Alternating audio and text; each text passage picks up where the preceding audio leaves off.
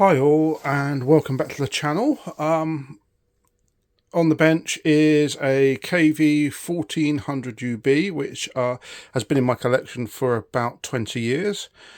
Yes, it's a little bit yellow. I think they all do go a bit yellow. This used to be like a white, but yeah, I can't be bothered to do a retro bite on it. It's fine. This particular TV hasn't been started up in about 6 years. I did a full restoration on it about 9 years ago. I believe I got it from a car boot sale for about £10. It's got a couple of cracks in the case just here. And a few marks and a few things. It's just literally been taken out of the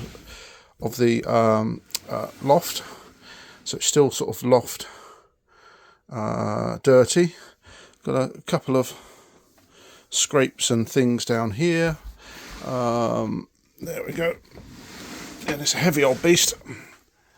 So it's just RF only. That's the internal aerial. You've got an aerial here, which goes a pretty long way. You've got a handle here, as you can see. It's dirty from the loft. It's actually been in a box, but it's still dirty.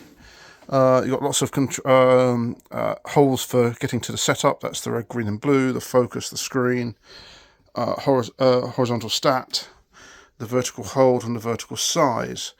Let's just move it round. It is a big old thing.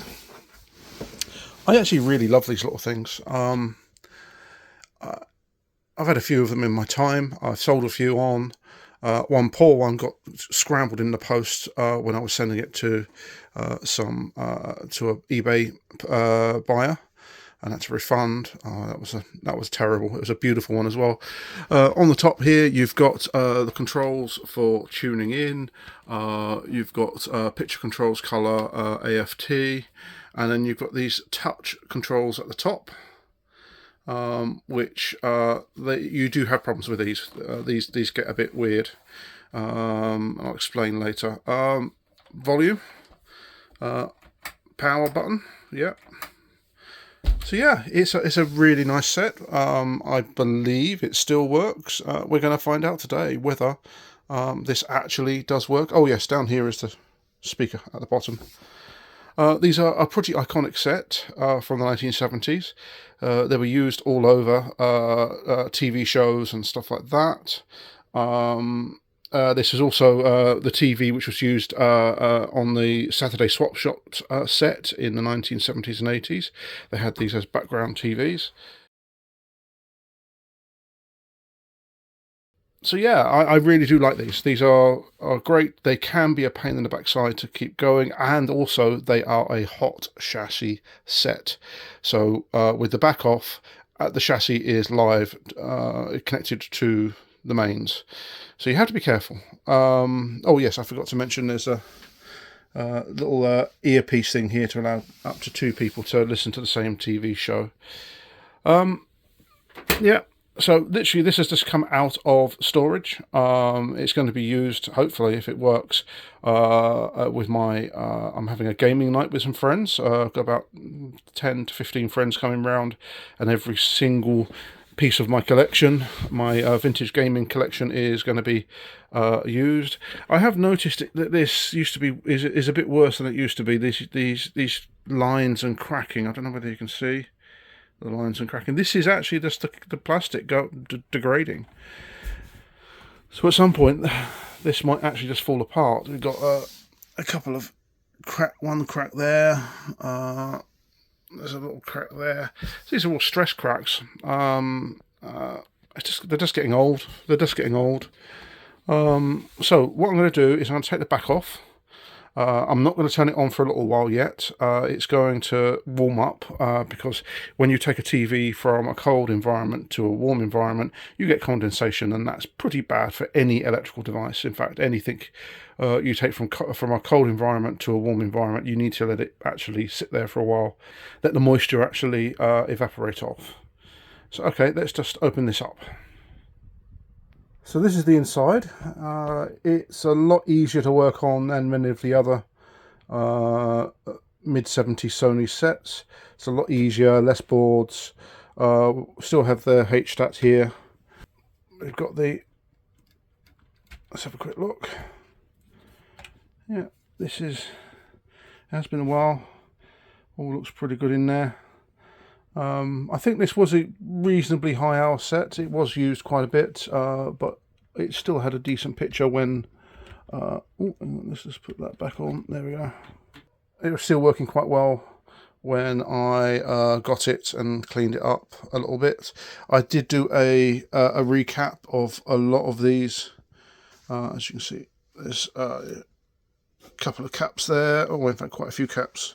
Again, all of these I did a long time ago, a very, very, very long time ago.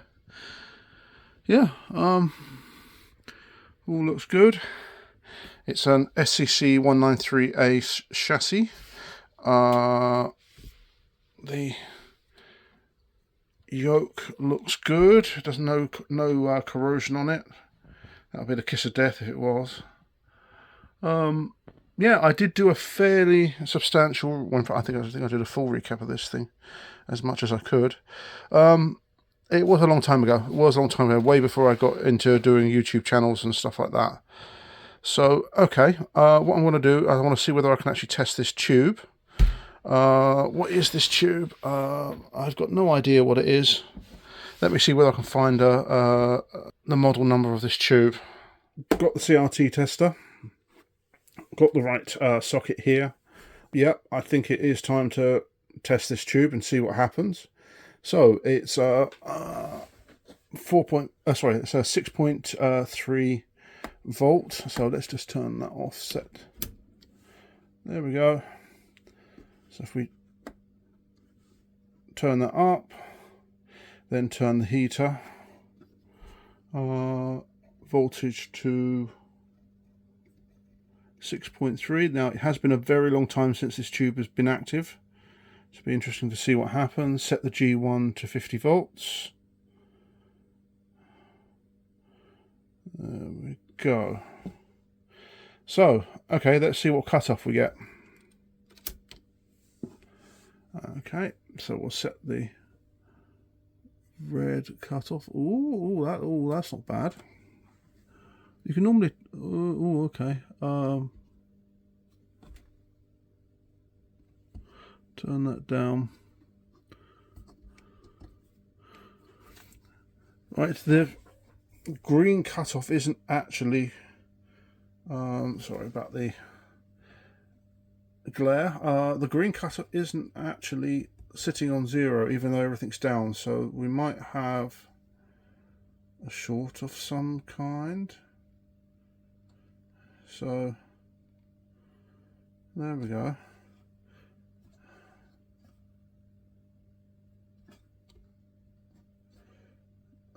Okay, I'm just going to turn that down. In fact, there we go.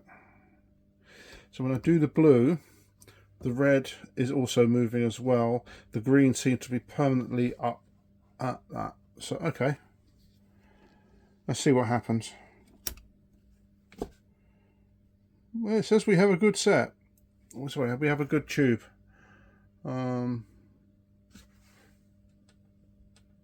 Yeah, the glass is getting warm on that tube. That all looks fine. None of the lights are showing up. Nothing at all. Okay. Let's do the tracking.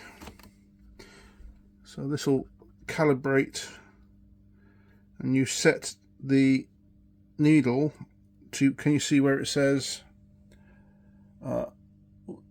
it's very difficult. Come on phone. Well, if you can see that set tracking just there, each one of these has a set tracking. So what you do is you press that button here and adjust that. It's the most one with the most on the dial on the tracking. So that's not a particularly good description of it. But yeah, what you're doing is you're setting the maximum. So if I do that, there we go. Blue seems to get there first, so it's on there. Green is just below. Red is just below that. That's a pretty strong tube. Yep. I'm happy. Bloody, it's the light above. Yeah, so that's a pretty strong tube in my book. Yeah, that seems happy. I'm just going to let it run there for a while. The blue's a little bit on 15, just below 15. Green is on 16 and red is just below 16. So I'm just going to let it warm up here, and then we'll and check it again later on. Just stood the tester up, just so you can see that is pretty strong, and it's actually getting stronger. That's now green is on 17, red is just below 17, blue is just coming up past 15.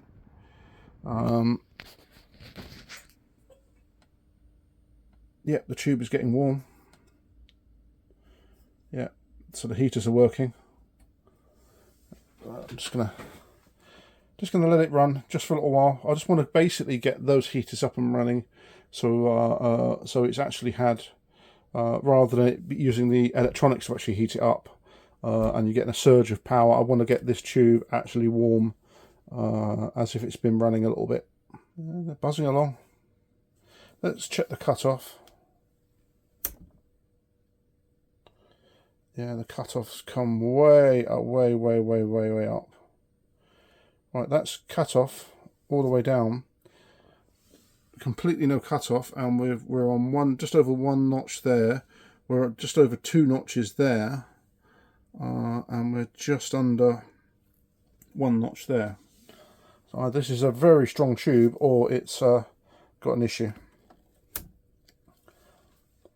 So everything looks okay. I keep on getting this. Yeah, I keep on getting that. Every so often I get. It's as if there's a short or something. I don't know. Could be the tester itself. It is quite old. No, it keeps on. Put the thing back together again, and let's see what we get. I think so. I think it's D-Day for this TV. Let's see whether actually it starts up and runs. I do have a DVD running over there. Hopefully. Might be something running over there. Okay. Power is off. That power is off. Plug in. Okay. Let's see whether it catches fire or whether it blows up or doesn't work. I've got no idea. Here we go. Power is applied. Then it's a case of pressing the button. Are you ready? 1, 2, 3. 59 watts, 52 watts, 50, 47. Ooh, we have a picture, not a great one, but we do have a picture. I forgot you were on the wrong refresh rate on the camera. It's not great. There's a lot of convergent from. There's this line down the side on the here, which is interesting. Let's see whether we can tune something in.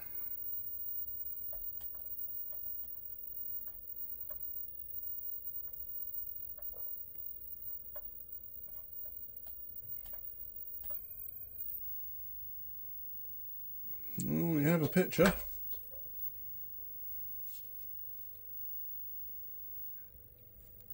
Convergence is all out, but it's not been running for a long time.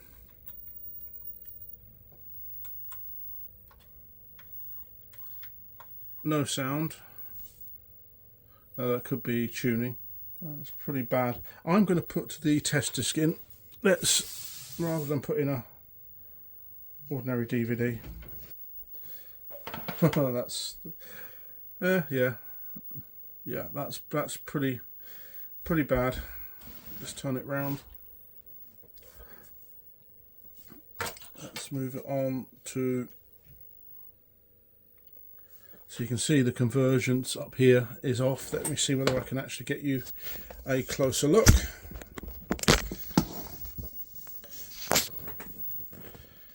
So you can see the blue and red fringing. That is pretty bad all the way across the picture. It gets better in the center, but it's all out. It is absolutely all out everywhere. So I'm not sure whether I can smell any. No, I think it's okay. But as I said, it's been 6 years since this has been powered up, so there we are. You can definitely see it there. The red, the green and the blue are all completely out at that top corner. All the way down there. All the way across. In fact, I can't see anything that's actually not in the right place. That's quite impressive, actually. This did go into storage absolutely fine. So let's see what we can do.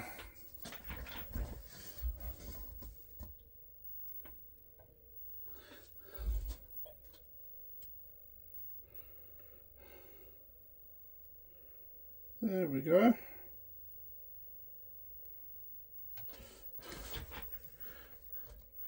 That ain't bad. That's a lot better. Right, okay, let me just show you what I've done. So, on these older Sonys, you have a H-stat, which is this box on the side here with an adjuster. So if I go back here and I go in, and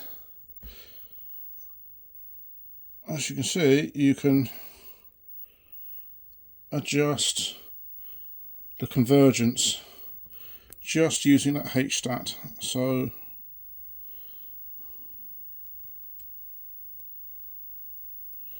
I think that's right all the way across. That's something's going on.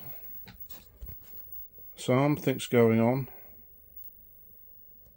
No, I don't like that. Yeah, let's let that power down for a little while. Yeah, I don't want to blow this TV up. Let's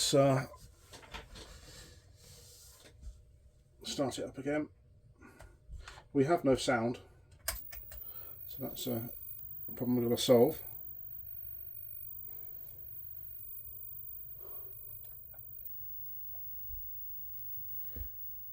Let's turn that top light off.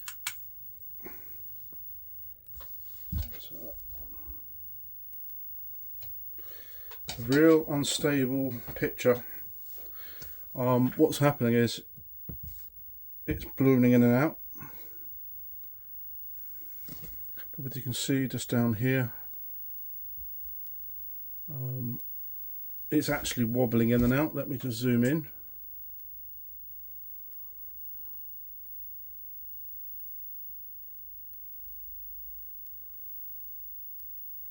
It's increasing and shrinking a little bit. If you look, don't know whether you can see that in the camera or not. Don't worry about the wobbly line there, that's absolutely fine. That's the frame rate issue. Just focus in on up the top here, you'll see that it gets more and less white appearing. It's not bad considering this TV has been off for 6 years. Yeah, about 6 years, something like that. The red and the green and the blue are all excellent. I'm not very keen on this increase and reduction in picture size. That's quite unstable. Yeah, you can see it. Yeah, I'm just looking at what you can see. Yeah, that's what I'm seeing in picture, is that it's like a expansion and contraction that's going on. It could just be that capacitors are reforming. The line has gone here, which is nice. Brightness and is all working nicely. The pots are a bit sticky. Okay, but no sound. Right, okay, what I'm going to do is I'm going to go make a cup of tea. I'm going to turn this off just to... I don't want the place to burn down if this decides to catch fire. And they can. And then come back, and I'm then going to run a picture through it for a couple of hours. Let it start up and run. And yeah, see what happens. Yeah, so I'm unfortunate about the sound. Just nothing at all. Okay, right, let's stop this. Okay, so I've got my tea. I'm just going to turn this back on again.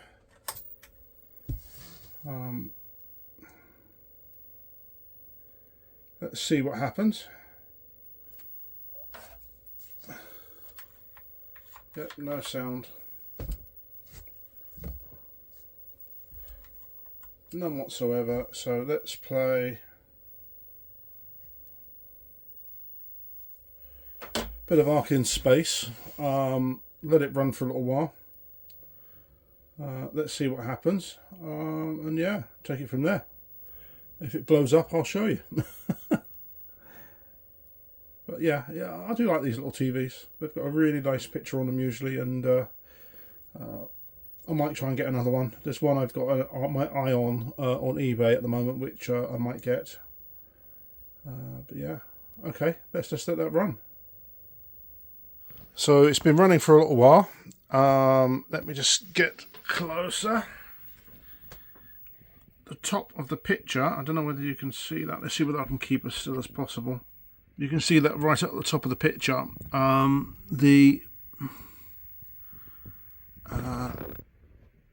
You can actually see the blanking interval, so it's starting to drop. Let me go back to, there we go. You can see it a hell of a lot clearer there.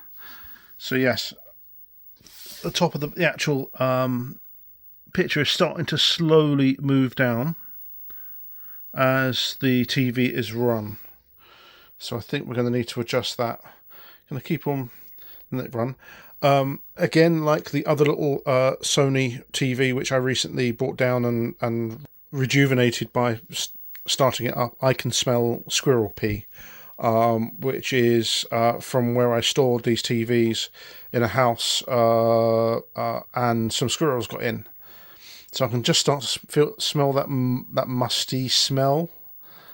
If you've ever experienced squirrel pee or piss, then you will know what it smells like. Yeah, so it's just starting to go. So okay, let's just let that run. Keep on going. Let's just start that up. That will eventually kick in. There we go. So yeah, it seems to be doing okay. Apart from that, those adjustments I've got to do. Let's just let it run. So this TV's been running for about 3 hours, something like that. The picture is substantially better than it was. It's a lot sharper and brighter. Still no sound. As I said, I'm going to have a look at that later on. Yeah, there's a little bit of hooking at the top here. It's curving in slightly that way. But generally it's all right. Slight bit of pin cushioning. So there's what I mean by pin cushioning is the actual middle of the screen is slightly shorter than the outside, so it creates this effect like that. Yeah. This was actually filmed, this is the professionals, and this was filmed at a building called Brown and Root, which was a big building, a big company in Collier's Wood. And my primary school single gate primary school literally was just round the corner from this, and I did my work experience at the Brown and Root building, and Brown and Root basically built oil rigs and stuff like that. So yes, in the early 90s I did my work experience at the Brown and Root. The picture's just excellent. I just literally need to try and sort out the sound on this, and it's a good TV, which I have a funny feeling it's either a burnt resistor or it's a dodgy solder joint or something like that. It did go into storage with the sound working, so who knows. But yeah, it's looking really good. So what I'm going to do is keep on running it for another couple of hours. It's all lovely and warm inside there now. There's no more moisture on the tube or around the electronics. It's all nice and hot, and yeah, it will once it's in the next couple of hours, I'll take it apart and actually have a look at the circuit boards. So I've just been going through all of the resistors, just checking all of them just to make sure they're all within spec, checking against the service manual. And this one here, R254, seems to be at about 6 megohm, 6 to 8 megohm. So if I just cut to the service manual, so R254 just here is 390 ohm at half watt. So it looks like that has failed, and the reason I think it's failed, or it's starting to fail, is that looks like a fusible resistor. So I'm going to see whether I've got something suitable and we'll replace it. That's the resistor I've pulled out. That's supposed to be 390 ohm at half watt. The only thing I had in my stores even close with this 1K at half watt as well. So I've just swapped them round, and this one also tests completely open. So yeah, I'm just going to basically put the circuit board back in, and let's have a look and see whether we get sound. Okay, board is back in. Open resistor replaced. Let's power on.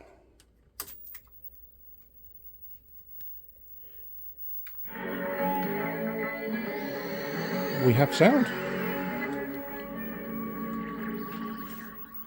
Very nice. Again, the picture's still got problems at the top,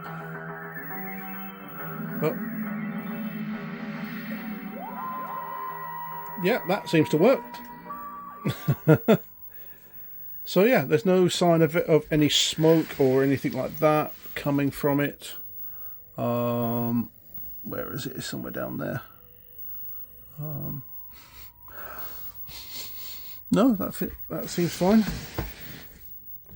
Yeah, so I think that 1K worked absolutely fine. Let's see how loud it goes.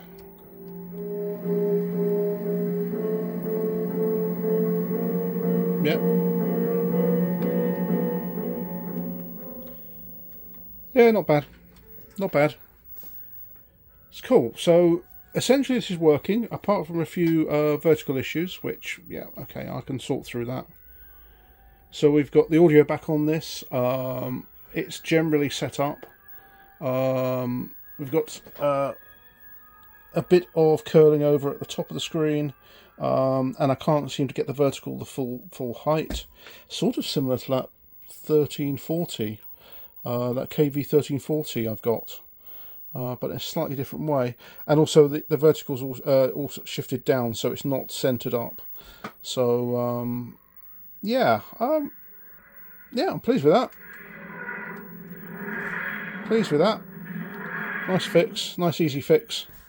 So okay, well, thanks for watching. It's been interesting to sort of get this TV out after 6 years of being in storage and actually seeing what was going wrong with it. Oh, actually, yeah, you can see it's all a bit squashed at the top there. The police sign is a bit squashed.